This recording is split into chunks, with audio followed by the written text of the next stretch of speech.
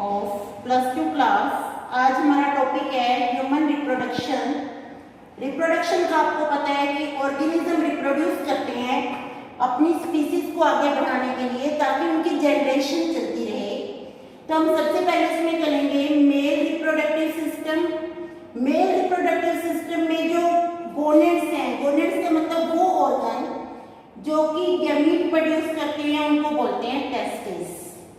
तो male reproductive system में there is one pair of testis. अब टेस्टिस का हाउस है, इस हाउस को बोलेंगे स्क्रोटम। इस स्क्रोटम में ये जो मैंने ऑरेंज कलर से बनाया है दिस इज स्क्रोटम। स्क्रोटम में भी दो पार्ट्स होंगे जिनमें टेस्टिस होंगी। ये टेस्टिस है, टेस्टिस है कनेक्टिव टिश्यू से। This is the connective tissue by which testis is attached. It is called गुबर्नेकुलम। गुबर्नेकुलम ये एक फ्लैट बैक कनेक्टिव टिश्यू का जिससे टेस्टिस स्क्रोटम में अटैच है।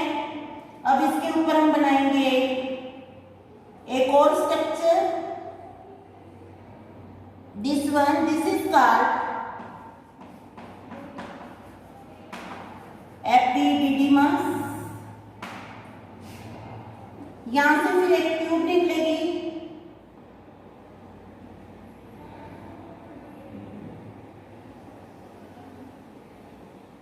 ये ट्यूब जो मैं स्पेस दिखा रही हूं जहां से ट्यूब जा रही है, ये वाला स्पेस, इस स्पेस को बोलते हैं इन्ग्यूनल canal. This space is called inguinal canal. Inguinal canal से ये ट्यूब ऊपर की तरफ जा रही है। इस ट्यूब का नाम है vas deferens. This tube is called vas deferens. तो यहाँ बेटा मिलेगा urinary bladder. This is urinary bladder.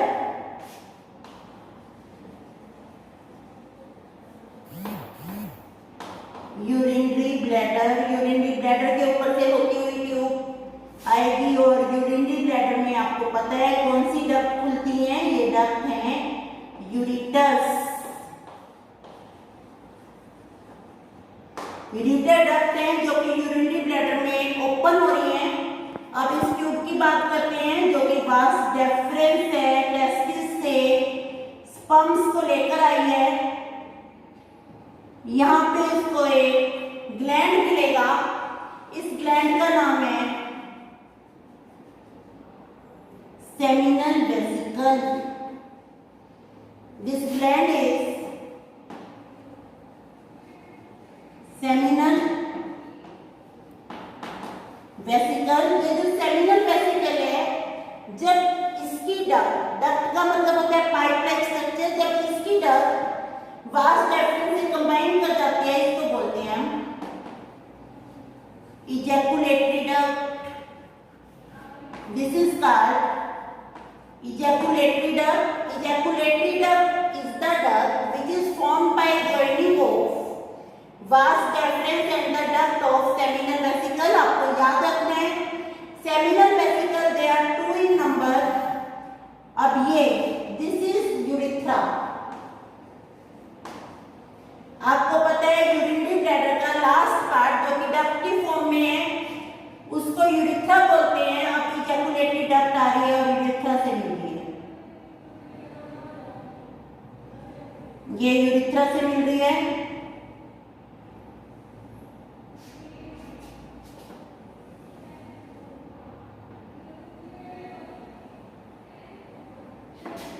यहाँ पे फिर एक ग्लैंड मिलेगा पर ये ग्लैंड सिंगल होता है हमेशा। इसको बोलते हैं prostate gland. This gland is called prostate gland and this duct. अब ये जो यूरिथ्रा से डक्ट कंबाइन हो गई है this is called prostatic urethra. ये जो प्रोस्टेट ग्लैंड के अंदर डक्ट है इसको बोलेंगे प्रोस्टेटिक यूरिथ्रा। अब यहाँ एक डबल लेयर और एक single layer.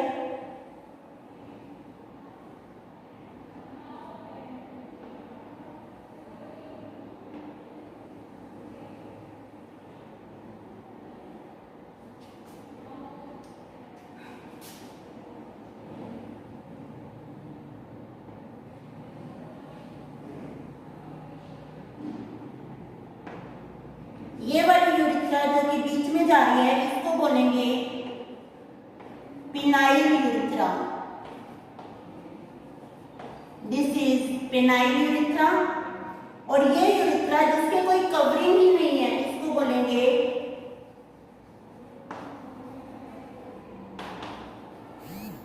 Membranes urethra. This is called membranes urethra. और यहां फिर एक ग्लैंड और बनेगा। This gland is called Cowper gland. Cowper's gland, and this is membranous urethra. Or this is the male external genitalia. This is called penis. Or this part is called glans penis. इसमें अब 3 layer हैं। मैं थोड़ा सा differentiate करती हूँ। 2 layer तो देखो ये वाली है बेटा, एक लेयर ये वाली है। ये जो 2 लेयर हैं इनको हम नाम देते हैं कॉर्पस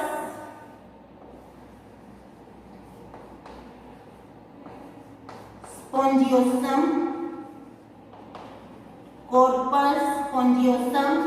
और ये जो लेयर बचती है इसको हम नाम देते हैं कॉर्पस कैवर्नोसा। Corpus cavernosa. इसकी डिटेल मैं अभी बताऊंगी, पहले हम डायग्राम कंप्लीट कर लें। अब हम इसका डायग्राम कंप्लीट करते हैं टेस्टिस का। Diagram of testis.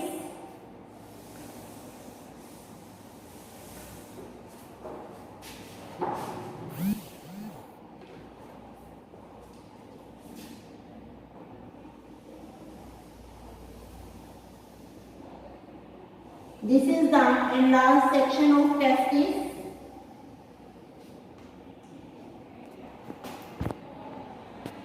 ये इसके ऊपर This is testis. Testis में 150 to 250 छोटे छोटे कंपार्टमेंट हैं। ये कंपार्टमेंट हैं, इनको बोला testicular lobule.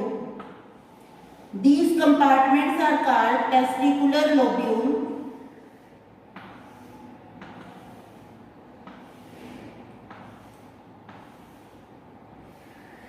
These are partition in testis. These are testicular lobule. ये पहली कवरिंग है ट्यूनिका वैजिनैलिस। फिर यहाँ पर यहाँ बेटा सेकंड कवरिंग है जिसको हम बोलते हैं ट्यूनिका। ट्यूनिका का मतलब होता है कवरिंग वेस्कुलोसा। ट्यूनिका वेस्कुलोसा। फिर ये थर्ड कवरिंग भी है। इस थर्ड कवरिंग को हम बोलते हैं ट्यूनिका एल्बुजिनिया। अब कई बार क्वेश्चन आता है कि टेस्टिस में ये जो कंपार्टमेंट है ये किस कवरिंग के कारण है। ये कंपार्टमेंट है ट्यूनिका एल्बुजिनिया के कारण। ये कवरिंग जाके कंपार्टमेंट बना रही है। अब इन कंपार्टमेंट में होता क्या है मैं 1 या 2 में बनाऊंगी। आप जब डायग्राम बनाएंगे आपने सब में दिखाना है। इसमें ये सेमिनिफेरस ट्यूब्यूल होती हैं 1 to 4 seminiferous tubules are present in the testis. ऐसे यहाँ दिखानी है, यहाँ भी ऐसे ही दिखाना है आपको। अब ये जो ट्यूब्यूल है ये इतनी ज्यादा कोएड क्यों दिखाई है। कोई भी चीज कोएड इसलिए होती है स्पेस कम है और उसकी लेंथ ज्यादा है, तो इसको लिखेंगे हम सेमिनिफेरस ट्यूब्यूल। फिर ये ट्यूब्यूल की यहाँ कैपिलरीज बन गई हैं छोटी छोटी। ये कैपिलरीज हैं।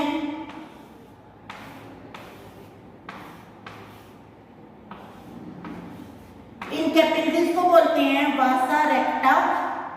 और इसके ऊपर फिर आ जाएगा एपिडिडिमस।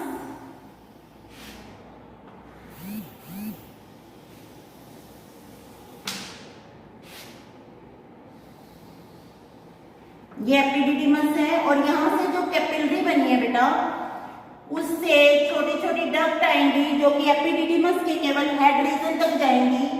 तो ये डक्ट निकालनी है आपने यहाँ से, ये इसके केवल एपिडिडिमस के हेड रीजन तक जा रही है। तो इनको बोलते हैं वास एफरेंस। साथ में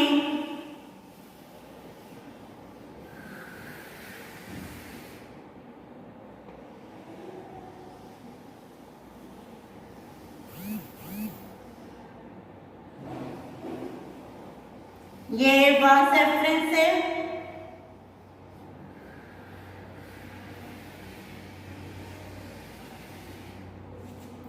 अब पहले इसकी लेबलिंग कर रहे हैं। इसको बोला हमने सेमनीफेरस ट्यूब्यूल। ये जो छोटी छोटी कैपिलरीज हैं इनको बोला रेटा टेस्टिस। ये जो डक्ट है इनको बोला वास एफरेंशिया। ये हेड पार्ट है, इस हेड पार्ट को बोलेंगे हम कोपर।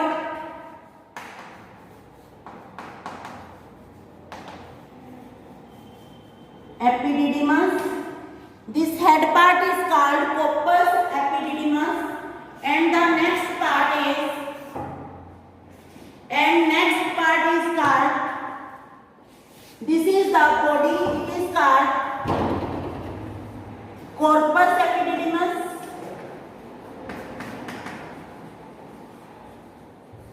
This is corpus epididymis and it is the tail.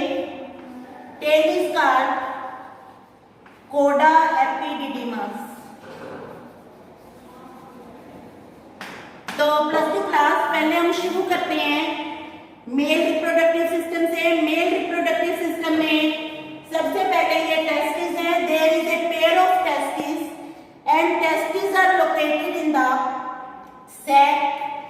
Testis का जो हाउस है उसको हमने स्क्रोटम बोला और स्क्रोटम का फंक्शन है, स्क्रोटम एक्ट एज थर्मोरेगुलेटर।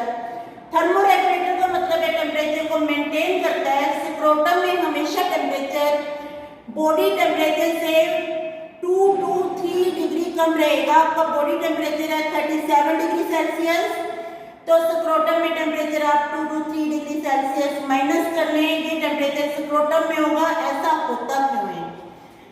क्योंकि अगर हाई टेम्परेचर होगा तो स्पर्म के लिए वो टेम्परेचर डेंजरस है, स्पर्म की डेथ हो जाती है, तो स्पर्म सरवाइव करे। इसलिए scrotum it help in thermoregulation, help in maintaining the temperature. फिर हम बात करते हैं बाई चांस स्क्रोटम का टेम्परेचर कम हो गया तो ये पोर्शन श्रिंक कर जाएगा, बॉडी के साथ अटैच हो जाएगा ताकि ये बॉडी से हीट ले सके। फिर यहाँ पे आपको एक कनेक्टिव टिश्यू दिख रहा है, इसको बोला गुबर्नेकुलम। गुबर्नेकुलम टेस्टिस को स्क्रोटम के साथ अटैच करने में हेल्प कर रहा है। अब हम टेस्टिस के स्ट्रक्चर पे आते हैं। Testis are covered by 3 protective layer. सबसे बाहर वाली लेयर को बोला ट्यूनिका वेजिनैलिस। आपको डायग्राम में क्लियर है, ट्यूनिका वेजिनैलिस की थिकनेस ज्यादा है। उसके बाद अगली लेयर को बोला ट्यूनिका वेस्कुलोसा। वेस्कुलोसा का मतलब है यहाँ ब्लड वेसल मिलेंगी। और लास्ट की लेयर को बोला हमने ट्यूनिका एल्बुजिनिया। ये ट्यूनिका एल्बुजिनिया अंदर की तरफ पेनिट्रेट करके टेस्टिस को छोटे छोटे कंपार्टमेंट में डिवाइड कर रही है। इन कंपार्टमेंट को बोलते हैं हम टेस्टिकुलर लोब्यूल। 152-250 के आसपास ये कंपार्टमेंट होते हैं टेस्टिस में, और इन कंपार्टमेंट में मिलती हैं हमें सेमनीफेरस ट्यूब्यूल्स। ये जो सेमनीफेरस ट्यूब्यूल है एक कंपार्टमेंट में मिलेगी 1 to 4। These seminiferous tubule they are highly coiled, क्योंकि ट्यूब्यूल लंबी है, स्पेस कम है। अब सभी कंपार्टमेंट की सेमनीफेरस ट्यूब्यूल आपस में मिल जाती हैं और फिर यहाँ से स्मॉल ब्लड वेसल्स निकलती है, स्मॉल वेसल्स निकलती हैं। ये स्मॉल वेसल्स हैं जिनको कैपिलरी बोला और कैपिलरी को नाम दिया रेटा टेस्टिस। जब ये रेटा टेस्टिस मिलके वेसल बनाएंगे जिनको हमने बोला वास एफरेंसिया। ये टेस्टिस के कोट मैंने इस साइड दिखाए हैं, पूरी की पूरी टेस्टिस कवर होगी इस कोट से। और ये वास एफरेंसिया कहाँ ओपन होगी? They open on the head of caput epididymis और एपिडिडिमस जो कि टेस्टिस के साथ अटैच्ड है। यहाँ दिखाई दे रहा है एपिडिडिमस, इसको यहाँ दिखाया है। इस एपिडिडिमस के 3 पार्ट हैं, कोपर्ट, कॉर्पस। कॉर्पस हमेशा बॉडी को बोलते हैं, कोपर्ट बोलते हैं हेड को, कोडा बोलते हैं टेल को। Head of epididymis, body of epididymis, tail of epididymis. अब यहाँ से आपको ये भी पता लग रहा है कि ये जो एपिडिडिमस है ये हाईली कॉइल्ड है। एपिडिडिमस का लास्ट पार्ट दिस वन, इसको बोलते हैं वास डेफरेंस। वास डेफरेंस एक स्ट्रेट ट्यूब की फॉर्म में बाहर निकल रहा है। फिर बात करते हैं वास डेफरेंस की। ये वास डेफरेंस आ गया। ये वास डेफरेंस इस स्पेस से चल रहा है, स्पेस को बोलते हैं इन्ग्यूनल कैनाल। अगर आपको नॉलेज है तो आपको पता होगा कि अगर फीटस मेल है ड्यूरिंग प्रेगनेंसी 7th और 8th मंथ में, जो टेस्टिस फीटस में बनी एब्डोमिनल कैविटी में, वो स्क्रोटम में आ जाती है। वो कहाँ से आती है? इस कैनाल से आती है, जिसको क्या बोला हमने? इन्ग्यूनल कैनाल। अब ये वास डेफरेंस इन्ग्यूनल कैनाल से हो रही है, चलते चलते यहाँ इसको मिला यूरिनरी ब्लैडर, यूरिनरी ब्लैडर के ऊपर से होते हुए यहाँ तक आई। यहाँ इसको एक ग्लैंड मिलता है seminal vesicle. This gland is present in pair. अब इस ग्लैंड की डक्ट के साथ ज्वाइन होगी, इसको बोला हमने इजैकुलेटरी डक्ट। इजैकुलेटरी डक्ट फिर आ रही है, इजैकुलेटरी डक्ट कंबाइन हो जाती है यूरिथ्रा से। Urethra is the last part of urinary bladder. अब हम फिर एक ग्लैंड मिला, prostate gland. Prostate gland is always 1 in number. अब जो डक्ट बनी जो प्रोस्टेट ग्लैंड के अंदर है उसको बोलते हैं प्रोस्टैटिक यूरिथ्रा। प्रोस्टैटिक यूरिथ्रा बाहर आ गया है, इसके ऊपर कोई भी कवरिंग नहीं है, इसको हमने बोला मेम्ब्रेनस यूरिथ्रा। मेम्ब्रेनस यूरिथ्रा फिर यहाँ आ गया है, इसके ऊपर 3 लेयर दिखाई हैं। 2 लेयर है कॉर्पस स्पोंजियोसम की, और सबसे बाहर वाली लेयर है कॉर्पस कैवर्नोसा की। इस ऑर्गन को बोलते हैं मेल एक्सटर्नल जेनिटेलिया और पेनिस। और इस यूरिथ्रा को, ये जो मैंने ऑरेंज कलर में ट्यूब दिखाई है, इसको बोलते हैं penile urethra. And the last part of penis is called glans penis. अब हम करेंगे structure of this seminiferous tubule. This is the last topic of structure of reproductive system.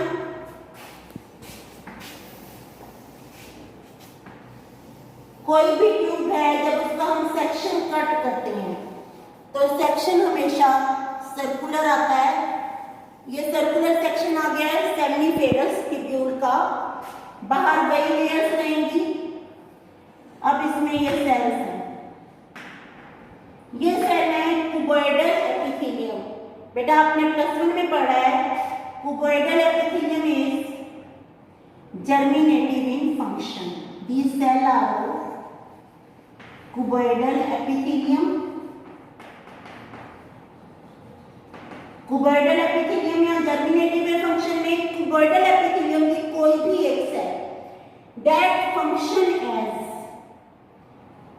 Sperm mother cell. Sperm mother cell को बोलते हैं spermatogonia.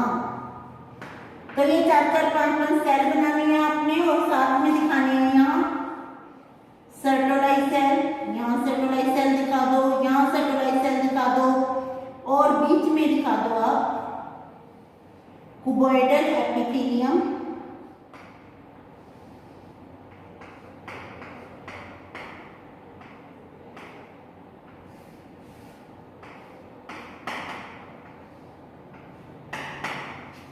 These are Sertoli's cell. Sertoli's cell होती है nerve cell जो कि स्पर्म को nutrition provide करती हैं।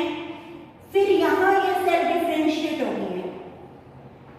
इनको हम लिख सकते हैं स्पर्मेटोगोनिया, इनको लिख सकते हैं प्राइमरी स्पर्मेटोसाइट, और यहाँ पर कैविटी में आपने दिखाने हैं स्पर्म, जिनका हेड दिखाना है आपने बाहर की तरफ, और ये टेल है। कुछ स्पर्म को आपने एम्बेडेड भी दिखाने हैं सर्टोलाइज सेल में, हेड अंदर की तरफ, टेल बाहर की तरफ। तो इनको मैं लेबल करूंगी स्पर्मेटोगोनिया, स्पर्मेटोगोनिया, और ये हो गए हमारे प्राइमरी स्पर्मेटोसाइट। यहां पर और बना सकते हैं, इनको आप लेबल कर सकते हैं, एक दूसरे के ऊपर नहीं चढ़ाने हैं। सेकेंडरी स्पर्मेटोसाइट,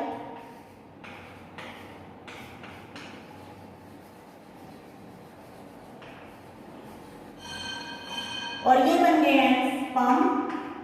कुछ स्पर्म एम्बेडेड है सर्टोलाइज सेल में, जहां से ये न्यूट्रिशन गेन कर रहे हैं। फिर यहां हमने कुछ सेल बनाई,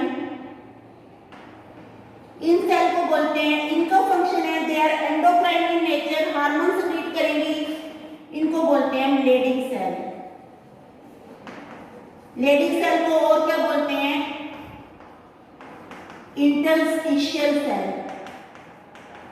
इंटरस्टिशियल सेल क्यों बोलते हैं? क्योंकि ये जो स्पेस है इसको बोलेंगे इंटरस्टिशियल स्पेस। इंटरस्टिशियल स्पेस और सेल होगी लेडिंग सेल, और इंटरस्टिशियल सेल फंक्शन है इनका, they secrete testosterone, and testosterone is very essential for the working of male reproductive system. और कई बार क्वेश्चन आता है कि इंटरस्टिशियल स्पेस में लेडिंग सेल के साथ और क्या मिलता है? और मिलता है ब्लड वेसल। तो ये जो डायग्राम है हमारा, ये है टीएस सेमिनिफेरस ट्यूब्यूल। यहाँ लेयर वाइज बनेगी बेटा, ट्यूनिका एल्बुजिनिया, ट्यूनिका वेस्कुलोसा, ट्यूनिका वेजिनलिस। ये सेमिनिफेरस ट्यूब्यूल है तीनों। ये किससे लाइंड है? कुबॉइडल एपिथेलियम से, साथ साथ मिल रही है सर्टोलाइज सेल। और cuboidal epithelium they act as germ cell, they get modified into primary spermatocyte, secondary spermatocyte, और लास्ट में स्पर्म बनाती हैं जो कि सर्टोलाइज सेल में एम्बेडेड है, ताकि सर्टोलाइज सेल से न्यूट्रिशन ले सकें।